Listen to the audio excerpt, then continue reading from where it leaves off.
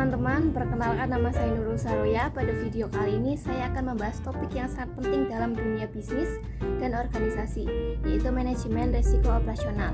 Resiko operasional adalah salah satu resiko utama yang bisa mengganggu kelancaran bisnis jika tidak dikelola dengan baik, seperti kegagalan proses internal, kesalahan manusia, gangguan sistem teknologi, atau kejadian eksternal yang menghambat kelancaran operasional perusahaan.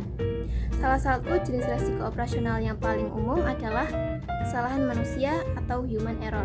Kesalahan ini bisa berupa informasi yang tidak lengkap, pemahaman yang kurang, ketidaktelitian dalam pemrosesan data, atau pelanggaran prosedur kerja. Misalnya karyawan yang salah memasukkan data transaksi atau keliru dalam proses produksi. Selain itu, terdapat risiko gangguan sistem teknologi. Meskipun teknologi terus berkembang, gangguan seperti error sistem komputer, pelambatan koneksi hingga serangan cyber tetap bisa terjadi. Contohnya adalah sistem IT yang tiba-tiba down sehingga layanan pelanggan terganggu.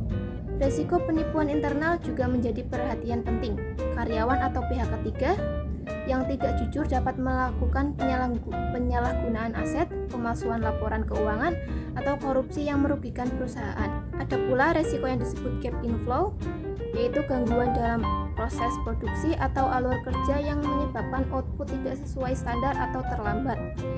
Faktor eksternal juga dapat menimbulkan risiko operasional, seperti perubahan cuaca ekstrim, kondisi politik yang tidak stabil, atau bencana alam yang mempengaruhi aktivitas bisnis. Selanjutnya ada langkah-langkah manajemen risiko operasional. Untuk mengelola risiko operasional, perusahaan perlu melakukan beberapa langkah penting. Yang pertama ada identifikasi risiko, dengan mengenali semua potensi risiko yang mungkin terjadi melalui metode seperti risk and control self-assessment. Selanjutnya, lakukan penilaian risiko untuk mengetahui tingkat kemungkinan dan dampaknya. Setelah itu, terapkan pengendalian risiko seperti pembuatan prosedur kerja yang jelas, pelatihan karyawan, pengamanan sistem IT, dan pengawasan ketat pada pegawai outsourcing agar tidak terjadi kebocoran informasi atau penurunan kualitas kerja. Perusahaan juga harus menyiapkan business continuity management atau rencana kelangsungan bisnis yang berfungsi menjaga operasional tetap berjalan saat terjadi gangguan besar, misalnya bencana alam atau serangan cyber. Terakhir, melakukan pemantauan dan evaluasi secara berkala menggunakan indikator resiko dan pencatatan insiden untuk memperbaiki sistem pengendalian dan pencegahan resiko berulang. Dengan manajemen risiko operasional yang baik, perusahaan dapat meminimalkan kerugian, menjaga kelancaran bisnis, dan meningkatkan kepercayaan pelanggan serta stakeholder. Untuk studi kasusnya ada dari pabrik gula Kebon Jagung.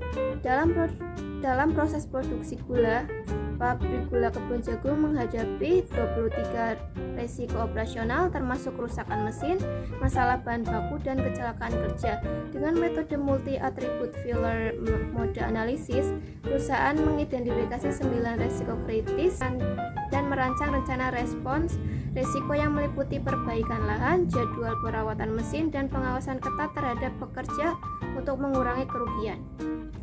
Demikian pembahasan tentang manajemen risiko operasional beserta contoh studi kasus nyata dari perusahaan di Indonesia.